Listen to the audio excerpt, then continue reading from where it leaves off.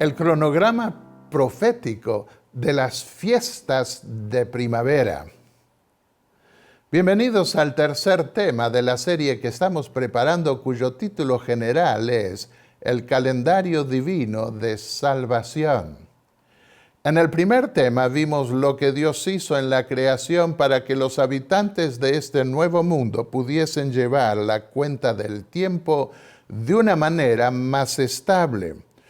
Puso en los astros medidas regulares que con los siglos y milenios permitieron medir el ciclo mensual y anual en forma más precisa. En el segundo tema vimos cómo Dios determinó que la primera luna o mes del año comenzase en la primavera mirando al cielo y a la tierra. Los israelitas debían comenzar mirando la luna creciente y marcar el primer día al comenzar a percibir la luz de esa nueva luna. Pero también debían mirar hacia la tierra para determinar cuándo debían comenzar el primer mes, en relación con la maduración de las gavillas de la cebada. También vimos que Dios escogió el primer mes de primavera que caía en nuestro marzo o abril para inaugurar su morada entre los hombres y el sacerdocio que mediaría entre él y su pueblo. La historia de la Pascua, que marcó la liberación de Egipto, debía ser conmemorada cada año en el día 14 de esa primera luna. Hoy vamos a ver en nuestro tercer tema la correspondencia cronológica de las fiestas de primavera con su cumplimiento evangélico. Lo simbolizado por las primeras fiestas debía cumplirse no solo con respecto al símbolo, sino también con respecto a su aspecto cronológico. Y lamentablemente hay mucha confusión hoy con respecto a la cronología de los eventos históricos en relación con su cumplimiento. Mucho de esa confusión se debe a que tenemos otra manera de computar el tiempo hoy y no son pocos los que malentienden el significado de algunas expresiones bíblicas que refieren el momento específico en que debía cumplirse la fiesta. Por ejemplo, algunos piensan que en la semana de la crucifixión, la Pascua habría comenzado el miércoles, otros el jueves y otros el viernes. Podemos conocer a ciencia cierta los momentos específicos en los que ocurrieron los hechos. Algunos pueden incluso preguntarse si es necesario prestar atención a todos esos detalles, afirmando el calendario semanal y mensual del año. Piensan que es suficiente saber que los hechos que relatan los evangelios ocurrieron sin importar los detalles dados por la Biblia con respecto a su cronología. Respondamos ya. Sí, se requiere conocer bien cuándo ocurrieron los hechos, porque muchos teólogos liberales que no creen en la historia bíblica y en la inspiración divina concluyen que los evangelios se contradicen entre ellos. Hoy veremos que esto no es así. No hay contradicción, sino mala comprensión de lo que escribieron los autores bíblicos. Por otro lado están las profecías apocalípticas de Daniel y Juan, que dieron detalles cronológicos precisos. De no entender bien la cronología de las fiestas en su cumplimiento evangélico, todo el andamiaje cronológico, profético y apocalíptico se resquebraja. Fui atraído al estudio más minucioso de los datos cronológicos por un ingeniero brasileño, Juárez de Oliveira, que se interesó en estudiar estos temas. Y también por un tío mío llamado Adolfo Lista, que fue astrónomo diplomado en Uruguay. Y eso me atrajo para llegar a comprender mejor toda la proyección profética de la Biblia con respecto al mensaje del Evangelio.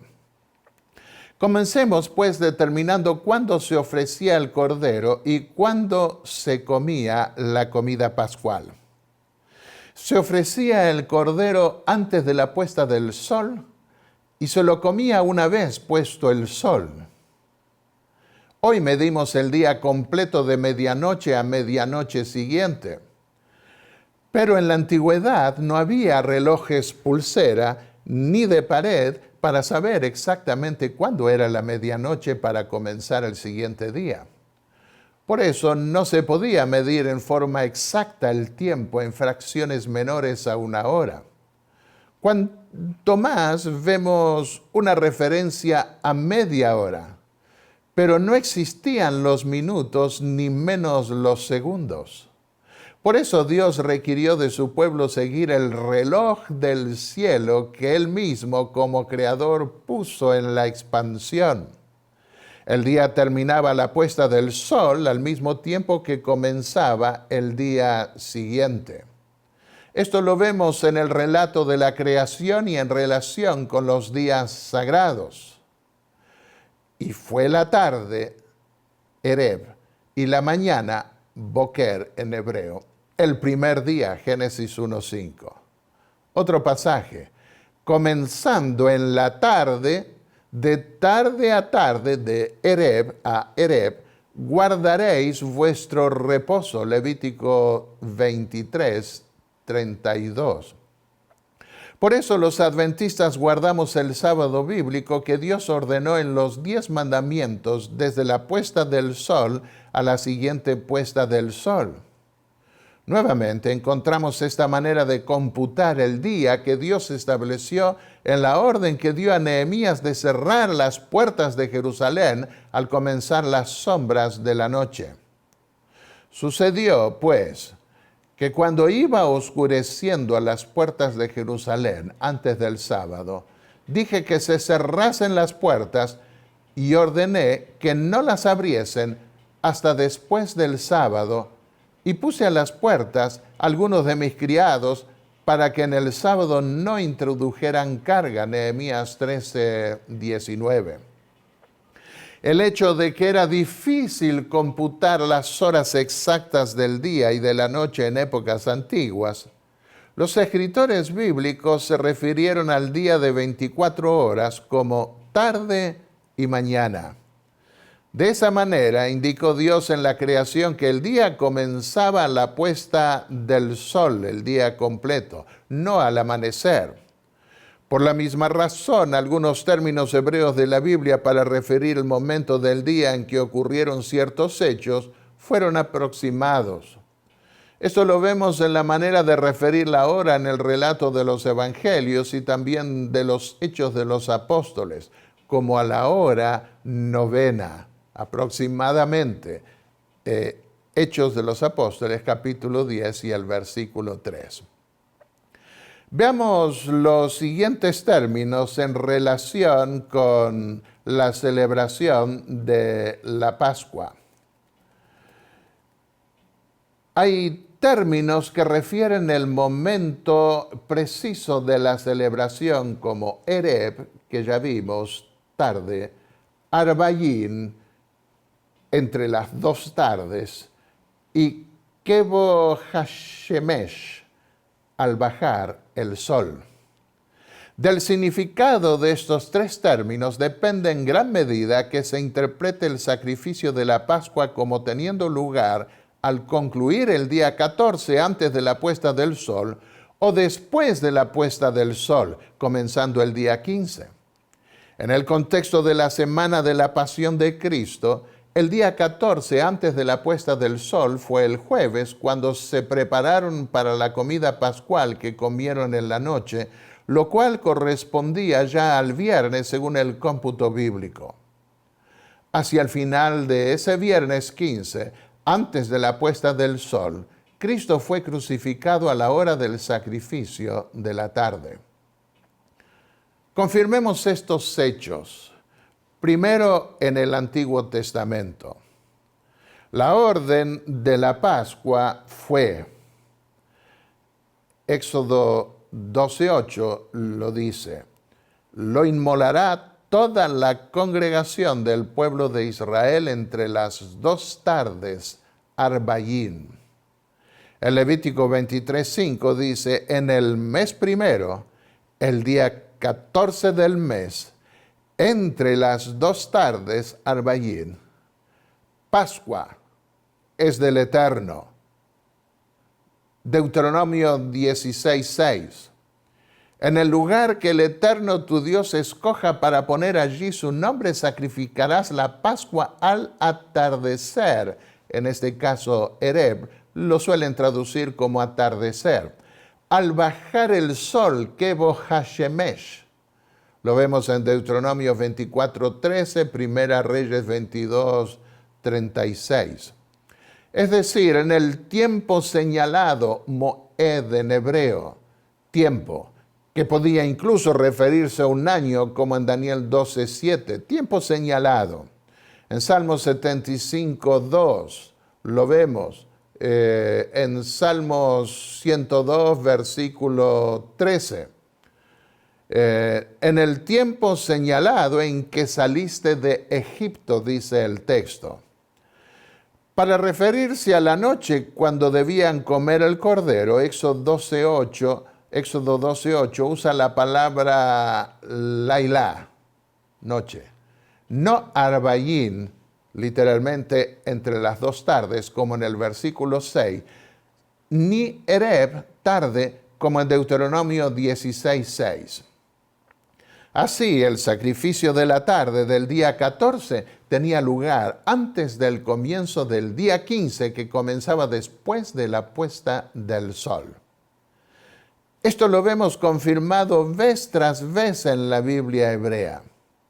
Por ejemplo, en Números 28, versículos 3 y 4, leemos que el holocausto de la tarde, Arbayim, concluía el día. Los 2 sacrificios, el de la mañana y el de la tarde, formaban parte del holocausto, que se ofrecía el mismo día. El texto dice literalmente, esta es la ofrenda encendida que ofreceréis al Eterno, 2 corderos sin tacha de 1 año, cada día por holocausto diario. Ofrecerás un cordero por la mañana, boker, y ofrecerás el otro cordero al atardecer, arbayín en hebreo. Esto nos muestra que así como el holocausto de la tarde se ofrecía el mismo día que el de la mañana, el sacrificio de la Pascua que se ofrecía en la tarde, arbayín, ocurría antes de la puesta del sol también. Para los que toman nota, pueden confirmar esto en Éxodo 12:8, Levítico 23:5 y Números 9, versículos 5 y 11. En otras palabras, el ofrecimiento del Cordero Pascual al atardecer significaba que todavía no había comenzado el día siguiente, ya que se ofrecía el Cordero antes de la puesta del sol, siendo el día 14 aún. En Números 28, versículos 9 y 10, vemos que el holocausto de la mañana y el holocausto de la tarde debía ofrecerse dentro del sábado. Esto prueba que la tarde correspondía al mismo día que la mañana, no al siguiente día. En el sábado el holocausto continuo se ofrecía doble, pero siempre dentro del sábado, no después de la puesta del sol, que correspondía con el día siguiente. Leamos el pasaje. Mas el sábado, 2 corderos de 1 año, es el holocausto de cada sábado. Llama la atención el hecho de que cuando en Génesis 1 se habla de los días de la creación, no de los sacrificios regulares, Moisés usa las palabras ereb, tarde, y boker, mañana. Pero cuando se refiere en Números 28 a los sacrificios diarios, usa boker, mañana, y arbayín, atardecer, en referencia a los holocaustos que se ofrecían el mismo día. En Primera de Crónicas 16:40, sin embargo, leemos de un ofrecimiento del holocausto diario, tamid en hebreo, por la mañana, boker, y por la tarde, ereb.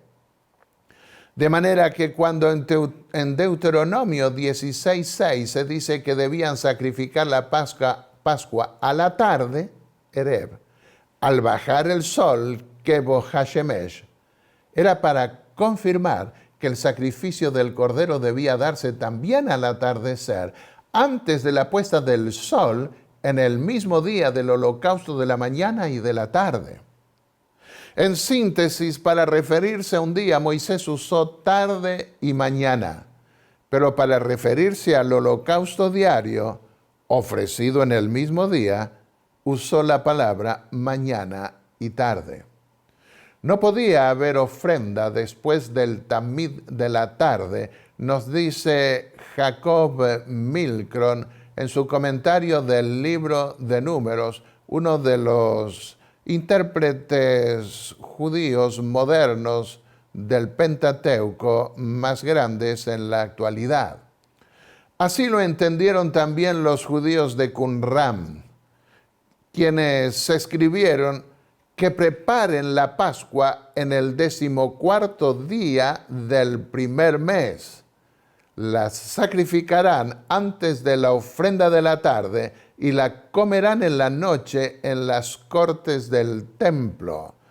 The Temple Scroll, el 17, en la época de Jesús, en el primer siglo. Era obvio que entre el sacrificio y la preparación del asado hasta que lo comiesen, debía pasar un buen rato. Por eso los rabinos posteriores entendieron también que la expresión arbaín, entre las dos tardes, comprendía el espacio entre el comienzo de la tarde y la puesta del sol.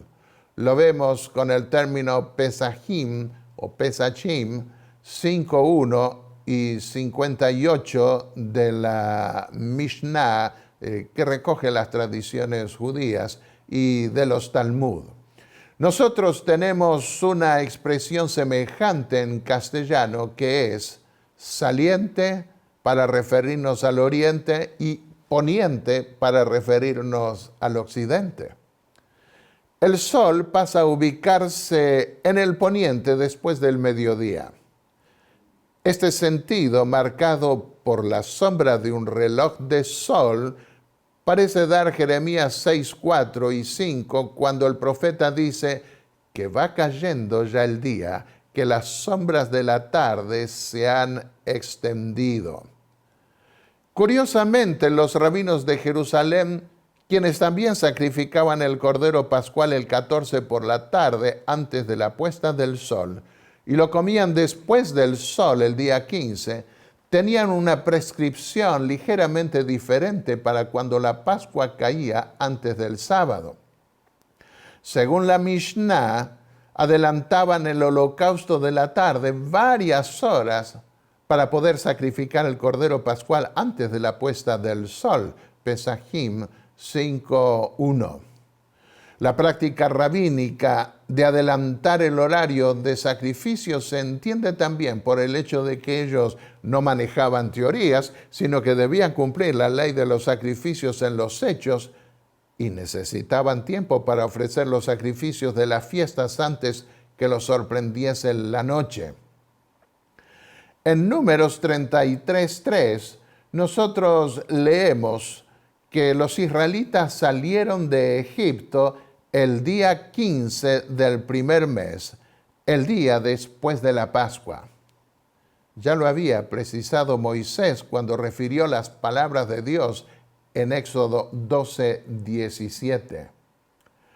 Guardaréis también la fiesta de los panes sin levadura, porque en ese mismo día saqué yo vuestros ejércitos de la tierra de Egipto, por tanto guardaréis este día por vuestras generaciones como ordenanza perpetua. Según ya vimos, se sacrificaba el cordero pascual el 14 antes de la puesta del sol.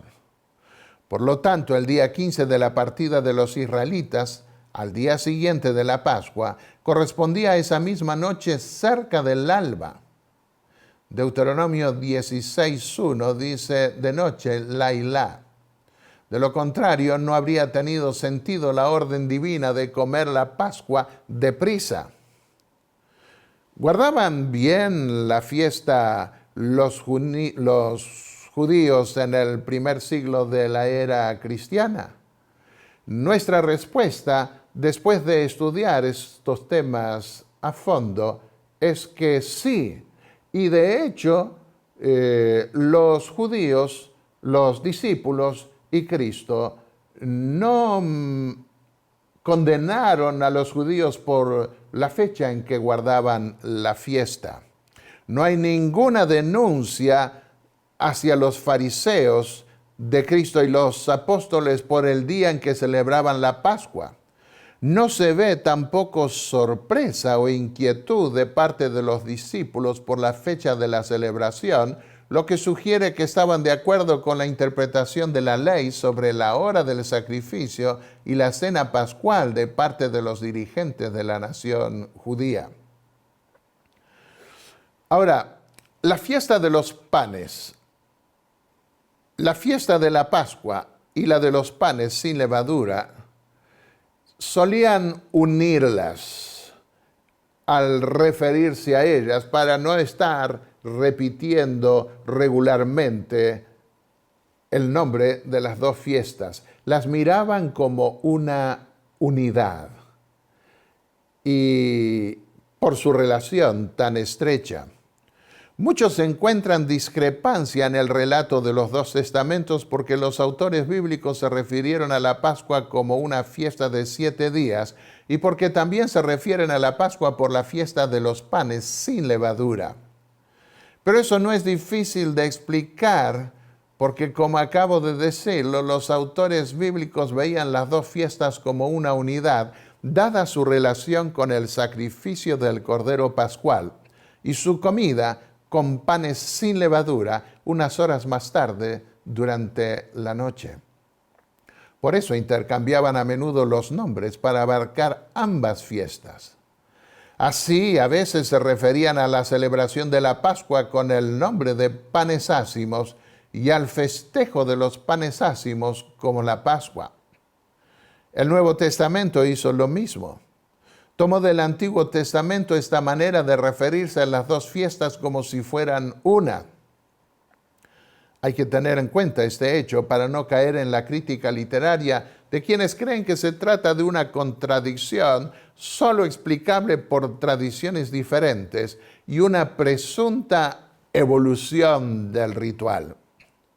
Otros, además, cuando van a los evangelios, les parece encontrar contradicciones y ubican los hechos allí descritos en días diferentes.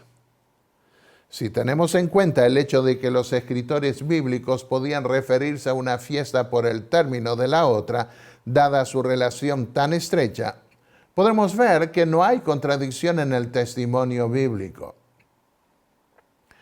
En el Antiguo Testamento, veamos primeramente, para comparar el uso de estas expresiones. Por ejemplo, dos pasajes que a nosotros pueden parecernos contradictorios, pero que tienen más bien que ver con una manera diferentes de contar, son los siguientes. A los 15 días de este mes es la fiesta solemne de los panes sin levadura al Eterno. 7 días comeréis panes sin levadura, Levítico 23:6. El otro pasaje, 7 días comeréis panes sin levadura, y así el primer día haréis que no haya levadura en vuestras casas, porque cualquiera que comiere leudado desde el primer día hasta el 7º será cortado de Israel. En el mes primero comeréis los panes sin levadura, desde el día 14 del mes por la tarde hasta el 21 del mes por la tarde, Ereb, Éxodo 12:18. Ahora, ¿cuándo comenzaban a comerse los panes sin levadura? ¿No era acaso a partir del día 15, después de puesto el sol? Sí, pero en el relato de Éxodo 12:18 se tiene en cuenta la erradicación de la levadura de todas las casas del pueblo, de tal manera que desde que se sacrificase el cordero al atardecer del día 14, nadie iba a comer pan con levadura. En el día 21 tampoco debía haber levadura en las casas, y el pan que se comía al comenzar el día 22, luego de la puesta del sol, tampoco iba a tener levadura. Así, en el libro del Éxodo, Moisés menciona el punto de transición entre un día y el otro, vinculando las dos fiestas que comenzaban con la Pascua propiamente dicha, el día 14, y seguían durante el día 15 con los panes ácimos por una semana después de puesto el sol. El pasaje que leímos de Levítico, sin embargo, menciona el comienzo de la comida pascual, más específicamente para el día 15, tomando como referencia el día que seguía a la puesta del sol. El siguiente gráfico o la siguiente ilustración que podemos ver en la pantalla podrá ayudarnos a ver más claramente este punto. 14 de Aviv. Aviv era el primer mes en hebreo. Se sacrificaba el cordero y se erradicaba la levadura de las casas de los israelitas. El 15 de Aviv. La comida del cordero tenía lugar y de los panes sin levadura luego de la puesta del sol del día 14. La orden fue dada para ser conmemorado este día y estos ritos, este evento, en las generaciones futuras, cuando debieron salir de Egipto sin alcanzar a leudar las masas de los panes por la prisa con que debieron salir, Éxodo 12, versículos 34 y 39. Pero no se especifica el momento definido en que iban a tener que prepararse los panes y levadura en las fiestas conmemorativas futuras. Si antes de la puesta del sol para comerlas luego de puesto el sol junto con el cordero, o después de puesto el sol.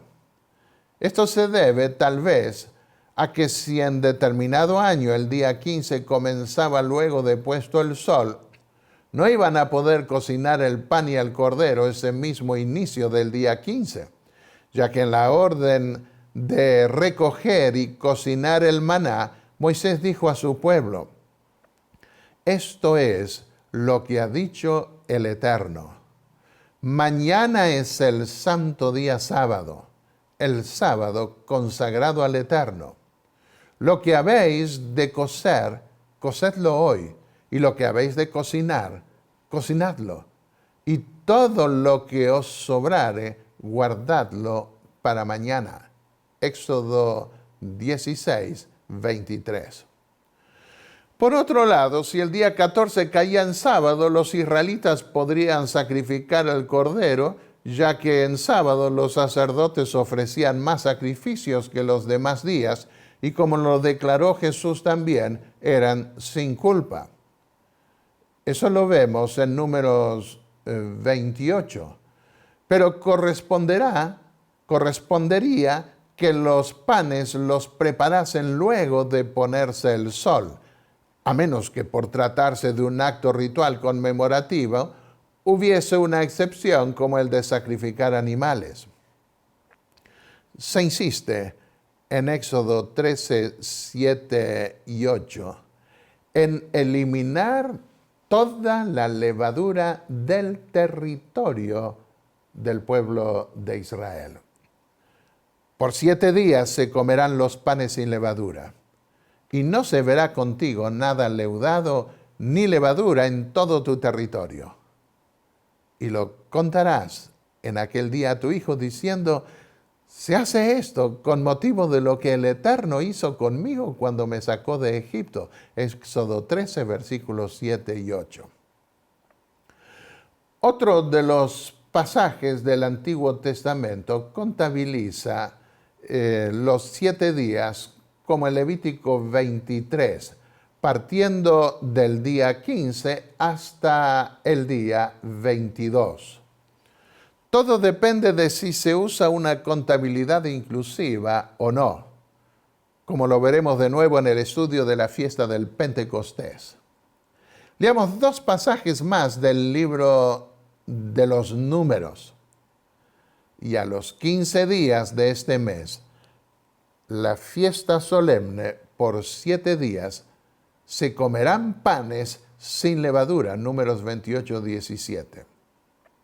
En síntesis, siendo que el sacrificio de la Pascua en la tarde del día 14 y su comida en el comienzo del día 15 estaban íntimamente relacionados, se hizo común en Israel sintetizar el relato mencionando cualquiera de las 2 fiestas por el nombre de una de ellas. De manera que decir que debía festejarse la fiesta del 14 al 21, del 15 al 22, era lo mismo. Uno tiene en cuenta la erradicación de la levadura. El otro pasaje pone el énfasis en la participación misma de la comida luego de ponerse el sol. Veamos otros ejemplos de la fusión de las 2 fiestas en la descripción de los autores bíblicos. En Éxodo 23, 14 al 15, se menciona la primera peregrinación del año como fiesta de los panes ácimos, sin hacer referencia a la Pascua. 3 veces al año me celebraréis fiesta. La fiesta de los panes sin levadura guardarás. 7 días comerás los panes sin levadura. En el mes de Abib, el de las primeras espigas maduras de la cebada. Éxodo 23, versículos 14 y 15. En la proyección teológica que hace Ezequiel para el templo del futuro, se refiere a la Pascua también como una fiesta de 7 días, lo que supone la inclusión de la fiesta de los panes ácimos. Dice así: el mes primero, a los 14 días del mes, tendréis la Pascua, fiesta de 7 días. Se comerá pan sin levadura. Ezequiel 45, 21. Veamos ahora este mismo principio en el Nuevo Testamento, donde las 2 fiestas se las identifica como una unidad, teniendo en cuenta uno de los 2 nombres para abarcar el otro. Así encontramos en los evangelios la misma costumbre de ligar las 2 primeras fiestas. Leamos: se acercaba la fiesta de los panes sin levadura, llamada la Pascua. Lucas 22, 1. Llegó el día de los panes sin levadura, en el cual era necesario sacrificar el cordero de la Pascua. Entonces Jesús envió a Pedro y a Juan diciendo: id y preparad la Pascua para nosotros, para que la comamos. Lucas 22, versículos 7 y 8. El primer día de los panes sin levadura, cuando se sacrificaba el cordero de la Pascua, sus discípulos le dijeron: ¿dónde quieres que vayamos y hagamos los preparativos para que comáis la Pascua? Marcos 14, versículos 12 y 15, Mateo 26, 17. Y encontramos allí que se comía el cordero, aunque no se lo mencione en el mismo relato de la comida de la Santa Cena. Esto es importante tener en cuenta, porque el cordero formaba parte de la celebración de la Pascua y los evangelios mencionan el cordero en estos pasajes que acabamos de leer. La Pascua, dice Elena de White, que usa el mismo criterio de unir las fiestas por uno, esas 2 fiestas por uno de ellos. La Pascua seguía por 7 días como fiesta de los panes ácimos. Otra declaración del espíritu de profecía.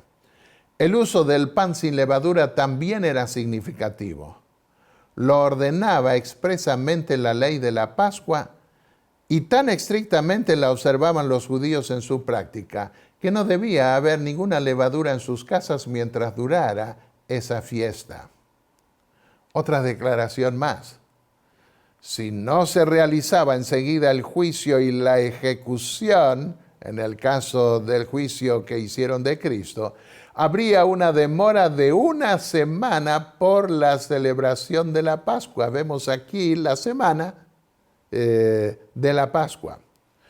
Poco después que terminara la semana de la Pascua, en otra parte de los relatos que ella da de la semana de la Pasión. Veamos ahora un gráfico que nos permite relacionar toda esta semana de la Pasión, especialmente los 3 días cruciales de la Pasión, que eran el jueves, el viernes, bueno, el sábado también, y el domingo al amanecer. El calendario sacerdotal iba de puesta de sol a puesta de sol. Y el jueves 14 de Aviv, o Nisan, si usamos el término que los judíos trajeron de Babilonia para hablar del primer mes, cuando volvieron del cautiverio. El día, antes de la puesta del sol, se ofrecía el sacrificio del Cordero Pascual a la tarde. Era el jueves 26 en nuestro calendario juliano, que va de las 12 de la medianoche a las 12 de la medianoche siguiente. Pero en el calendario bíblico comenzaba a la puesta del sol. Y llegamos después de la puesta del sol al viernes 15 de Aviv o Nisan. Y se comía el primer día de los panes ácimos, se comía el cordero pascual y los panes sin levadura. Y al día siguiente, antes de la puesta del sol, Jesús murió, fue sacrificado y puesto en la tumba. Corresponde al viernes 27 de abril del año 31 en nuestro calendario romano. Y el sábado 16 de Aviv se dio el segundo día de panes ácimos desde la puesta del sol hasta la puesta del sol del sábado. Y Jesús descansó en la tumba conforme al mandamiento. Y el domingo 17 de Aviv, que corresponde al domingo 29 de abril del año 31 en nuestro calendario, se dieron las primicias de la cebada. Muy temprano en la mañana, después de haber pasado durante la noche en la tumba, Jesús resucitó al amanecer. Por 7 días se comía el cordero pascual con los panes sin levadura. Si la comida pascual era en nuestro jueves de noche, que comenzaba el día 15 después de haber sacrificado el cordero pascual, ¿por qué dice el apóstol Juan que los judíos iban a comer la Pascua el viernes de tarde? Ellos no entraron al pretorio para no contaminarse y poder comer la Pascua, dice San Juan 19:28. Veamos nuestra respuesta. Porque, como ya vimos, se usaba indistintamente el término Pascua y el término panes ácimos para referirse a las dos fiestas como una unidad. Otro pasaje de los Evangelios. Sacrificarás la Pascua al Eterno tu Dios, de las ovejas y de las vacas, en el lugar que el Eterno escogiere para hacer habitar en él su nombre. 7 días comerás con ella pan sin levadura, pan de aflicción, porque aprisa saliste de la tierra de Egipto. Deuteronomio 16, versículos 2 y 3. De manera que la expresión comer la Pascua se extendía toda la semana. No es que se continuaba comiendo el cordero pascual que se había inmolado al atardecer del día 14, sino que durante esa semana seguían ofreciéndose holocaustos y sacrificios de paz. Así, Los hijos de Israel que estaban en Jerusalén, nos dice el pasaje bíblico, celebraron la fiesta solemne de los panes sin levadura por 7 días con grande gozo. Y comieron de lo sacrificado en la fiesta solemne por 7 días, ofreciendo sacrificios de paz y dando gracias al Eterno, el Dios de sus padres. Segunda Crónicas 30, versículos 21 y 22.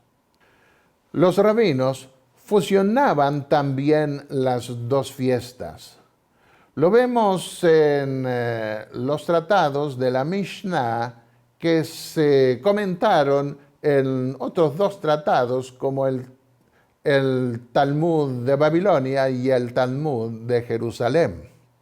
En los días de Cristo, los rabinos entendían también que a diferencia de la primera Pascua que requirió marcar con sangre los dinteles de las puertas, la celebración de la Pascua de las generaciones era observada en todos los 7 días, Pesaín 9:5. Y la comida que se comía en esa Pascua semanal incluía lo que llamaban también sacrificios, como los cereales, los panes sin levaduras, Pesaim, y los shelamim. Los Pesaim eran el comentario que hacían de la Pesha de la Pascua. Los shelamim eran los sacrificios de paz. Lo encontramos en el Talmud, Pesaim 5, versículo 2. Es en este mismo contexto que Josefo, un historiador del primer siglo, dice: guardamos una fiesta de 8 días que se llama la fiesta de los panes sin levadura, en el libro Antigüedades, capítulo 2. Si leemos bien, veremos que Josefo no dice que se comía durante 8 días panes sin levadura, sino que está tomando la fiesta de la Pascua y de los panes ácimos como una unidad. Y esa fiesta, que podía llamarse indistintamente Pascua o panes ácimos o sin levadura, duraba 8 días en total, según el cómputo hebreo. Los textos rabínicos advierten sobre el peligro de contaminarse por una semana debido al contacto con sangre o cadáver humanos y ser impedidos de participar de la comida de la Pascua, Peshaín 5 al 7, de la Mishnah y del Talmud hebreo. Su amonestación a no quedar descalificados por una semana de impureza se basaba en la ley de Levíticos 12, 15 y Números 19, que requerían una semana de purificación. En esos capítulos de Levíticos se refiere la contaminación de la mujer que pierde sangre al dar a luz, de la menstruación y de los cadáveres. Los dirigentes judíos conocían el castigo que los romanos infligían al condenado. Por eso, además de evitar contaminarse en un medio pagano, esos dirigentes no quisieron entrar al pretorio. El contacto con sangre o cadáver humanos podía impedirles participar de la comida pascual por toda la semana que ya había comenzado, Juan 18, 28. Tampoco querían contaminarse, por supuesto, en un medio pagano. Veamos ahora la expresión el día de preparación. Algunos dicen que el día de preparación lo entienden como si fuera el día de preparación de la Pascua. Y sin embargo fue el viernes al mediodía. Era el día de preparación de la Pascua. ¿Cómo podemos entender esto? Era el día de preparación de la Pascua como la hora sexta, equivale al mediodía. Y Pilato dijo a los judíos: he aquí vuestro rey. Juan 19, 14. ¿A qué se refiere Juan por la expresión el día de la preparación? Juan escribió que los discípulos habían preparado la Pascua durante el jueves de día, pero ese jueves no era llamado el día de preparación de la Pascua, ni tampoco puede ser invocado algún testimonio bíblico sobre un día presumible de preparación para la Pascua.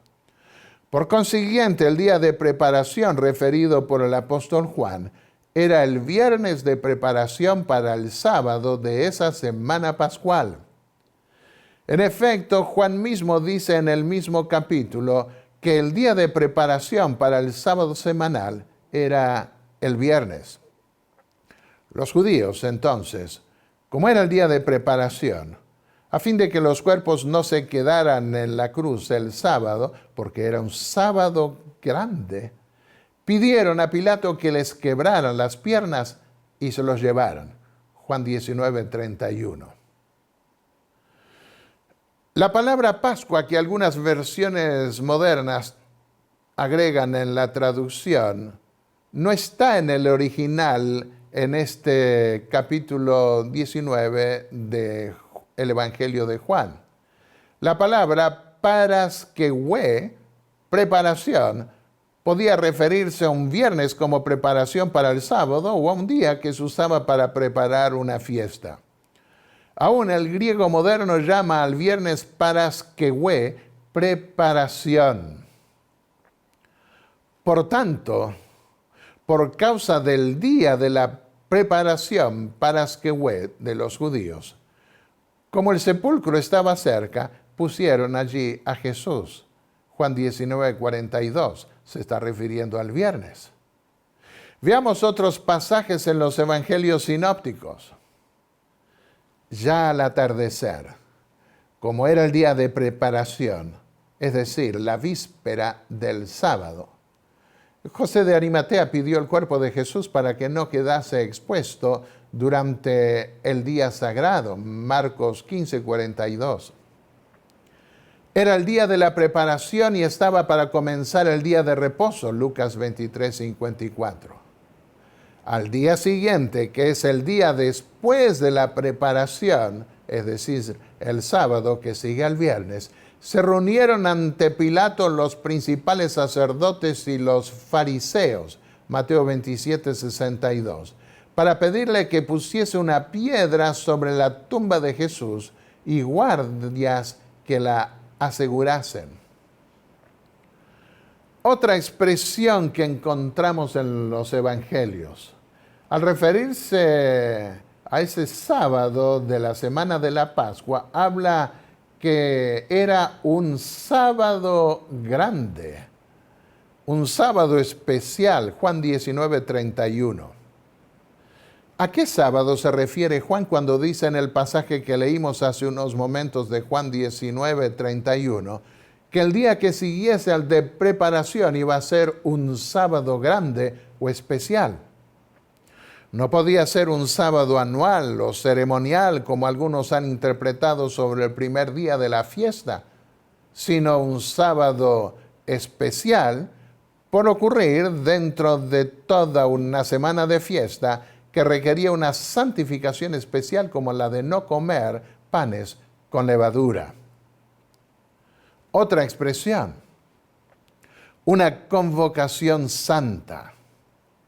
Se ha querido negar que en el año de la Pasión, el 15 de Aviv o Nisan, hubiese caído en viernes porque supuestamente Jesús habría hecho obra de siervos al lavarle los pies a sus discípulos, algo que según se interpreta estaría prohibido en un día de santa convocación, Levítico 23, versículos 7 y 8. La ley levítica decía, el mes primero, a los 14 del mes, entre las 2 tardes, Pascua es del Eterno. Y a los 15 días de este mes es la fiesta solemne de los panes sin levadura al Eterno. 7 días comeréis panes sin levadura, el primer día tendréis santa convocación, ningún trabajo de siervos haréis. Levítico 23, 5 al 7. Podría suponerse que el lavamiento de los pies habría tenido lugar antes de la puesta del sol, el 14 en el caso de la Santa Cena, o después de la puesta del sol, el 15. Pero esa deducción no es necesaria. Hay una diferencia entre hacer un trabajo regular y requerido de siervo y ofrecer un servicio voluntario para una ocasión especial. Además, la vida de Jesús fue una vida de constante servicio a la humanidad, incluyendo las obras que hacía durante los sábados. Si un animal caía a un pozo en sábado, los judíos no esperaban al domingo para sacarlo de allí. Por esa razón, cuando Jesús sanó al paralítico en sábado, concluyó diciendo: ¿cuánto más vale un hombre que una oveja? Por tanto, es lícito hacer bien en el sábado. Mateo 12, versículo 12. Las 3 fiestas que requerían una peregrinación al templo eran la Pascua, el Pentecostés y las cabañas. En tales convocaciones era normal que los pies de los viajeros se llenasen de polvo, más aún por usar sandalias, y que se requiriese un lavamiento.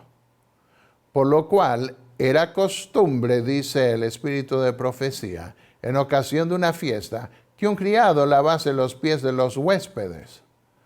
Toda la vida de Cristo había sido una vida de servicio abnegado, sin excluir los sábados.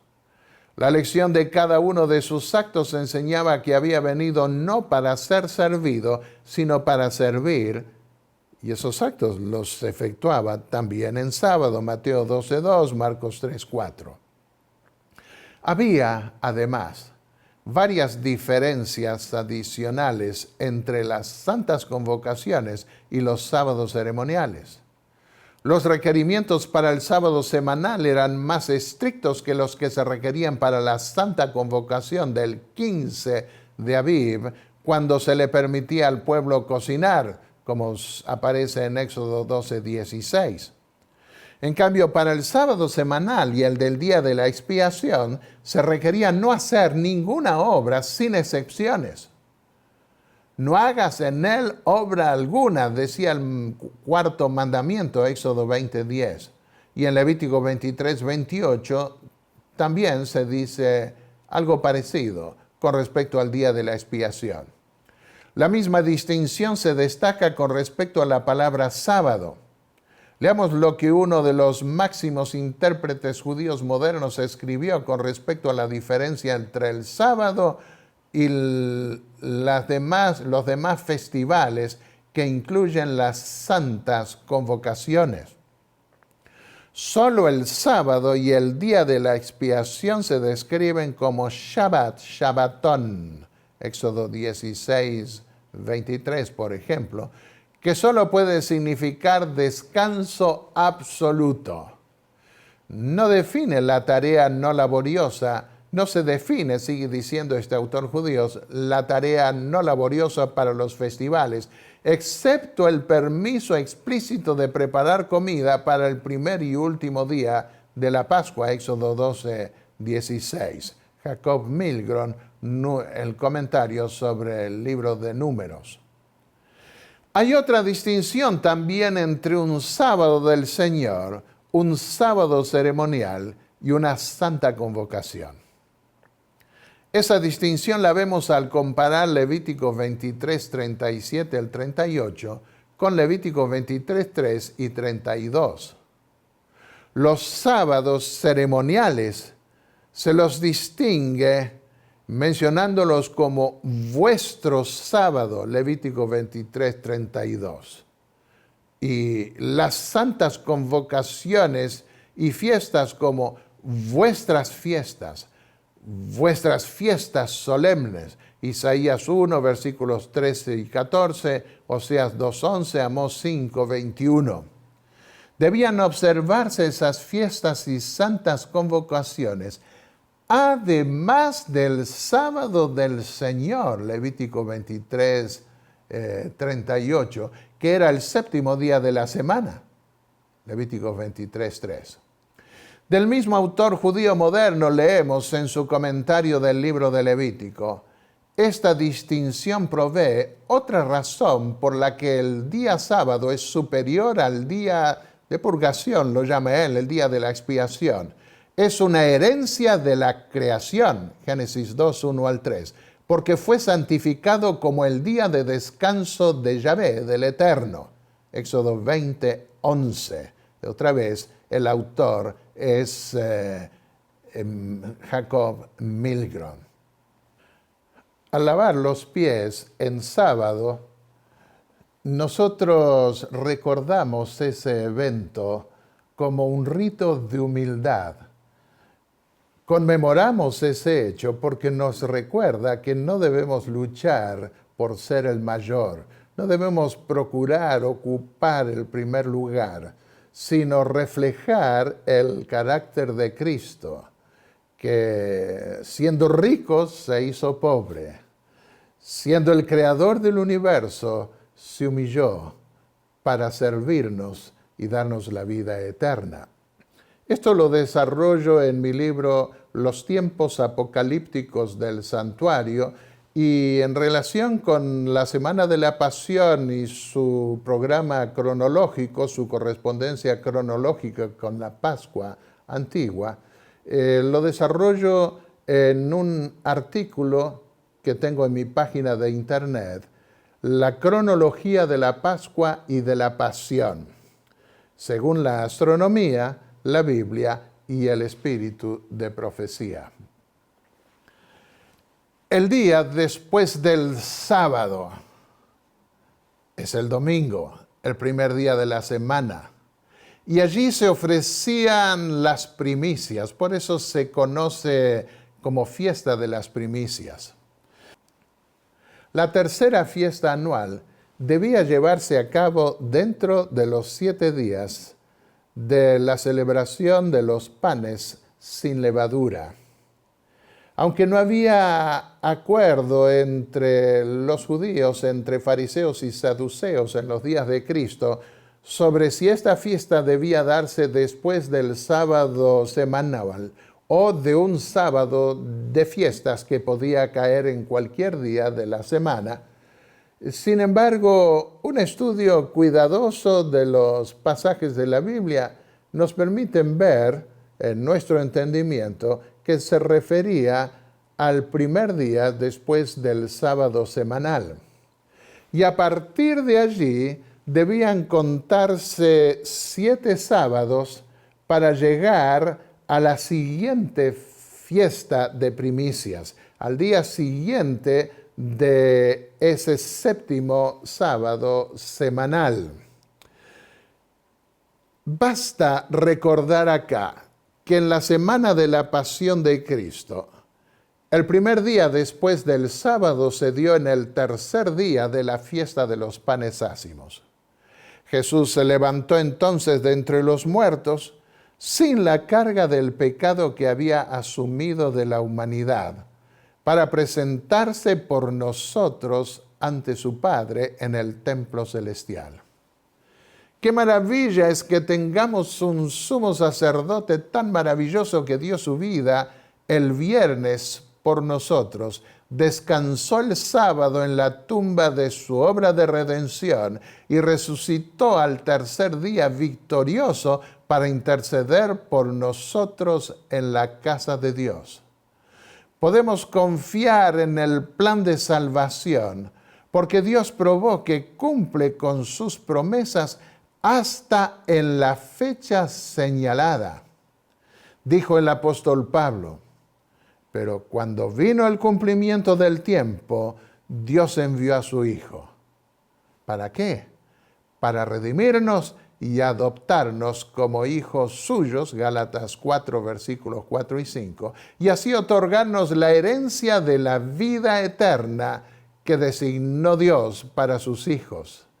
Las 2 fiestas siguientes, la de las primicias de la cebada, que mencionamos rápidamente ahora, y las primicias del trigo, que se daba 50 días más tarde, las consideraremos más en detalle en el siguiente tema. Inclinemos el rostro ahora para orar.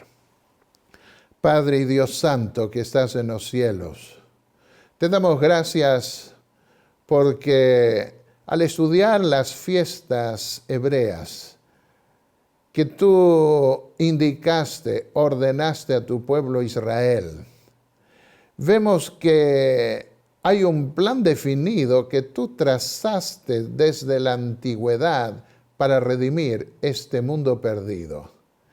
Y te agradecemos porque nos permites ver que cuando Jesús vino en cumplimiento no solo de tus propósitos, sino también en la fecha indicada para cumplir con tu plan de salvación.